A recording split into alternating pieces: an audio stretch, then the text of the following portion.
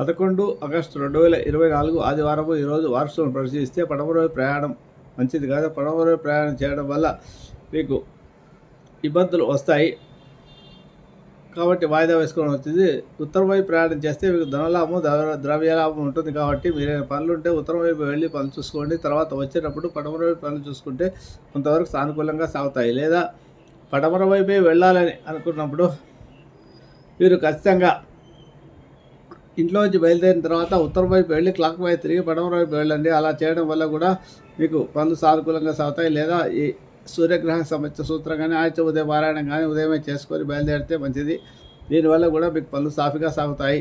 ఈరోజు స్వాతి నక్షత్రం కాబట్టి అర్ధకాయ మహావీర చంద్రాదిత్యం మృతుల సింహిక గర్భ సంపుతం తం బ్రాహ్మ ప్రణవం అనే స్తోత్రాన్ని కానీ నవగ్రహ స్తోత్రంలో జపాకుశ సంకాశం కాశపేహ మహాద్యుతం తపోరిం సర్వ పాపగ్నం పడతో శివాకరణ స్తోత్రం జపం చేసుకుని బయలుదేరితే పనులు సాఫీగా సాగుతాయి.